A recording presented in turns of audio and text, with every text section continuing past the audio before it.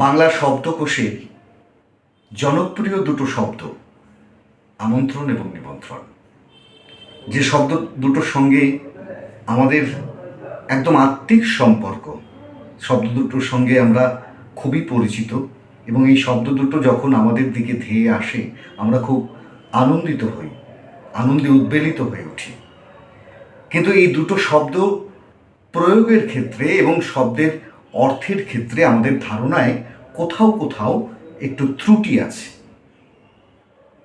অর্থাৎ আমরা আমন্ত্রণ কোথায় প্রয়োগ করব এবং নিমন্ত্রণ কোথায় প্রয়োগ করব সেই জায়গায় আমাদের স্বচ্ছ ধারণা প্রায়শই দেখা যায় না।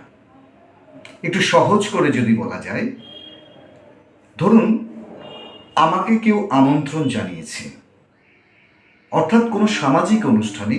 আর একটু সহজ করে যদি বলি, যে অনুষ্ঠানে একটা মঞ্চ বেঁধে একটা অনুষ্ঠান হয়, সেটা গান বাজনার অনুষ্ঠান হতে পারে, কবিতা পাঠের অনুষ্ঠান হতে পারে, কোনো সেমিনার হতে পারে, সেখান থেকে আমাকে যখন ইনভাইটেশন পাঠাবে, বাংলায় আমরা তাকে বলবো আমন্ত্রণ।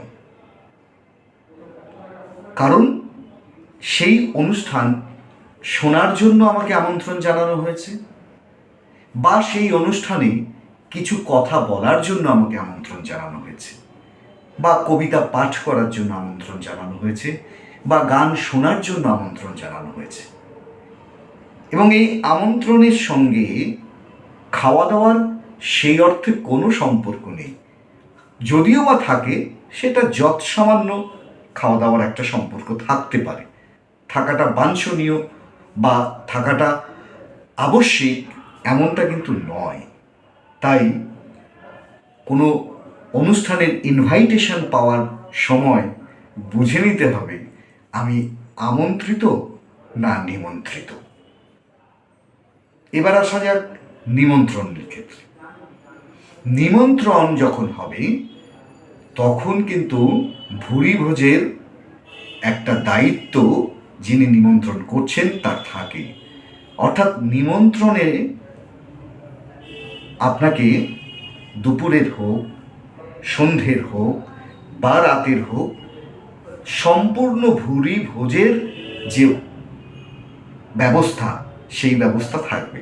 অর্থাৎ ধরুন একটু সহজ করে যদি বলি, এক ভদ্রলোক তার মেয়ের বিয়েতে আমাকে নিমন্ত্রণ জানিয়েছে, অর্থাৎ রাতের বেলায় তার বাড়িতে তার মেয়ের শুভ বিবাহের অনুষ্ঠানে আমাকে উপস্থিত থেকে সেই দিন সন্ধ্যায় ভুরি ভোজের সঙ্গে খাওয়া দাওয়া করার নিমন্ত্রণ জানিয়েছে।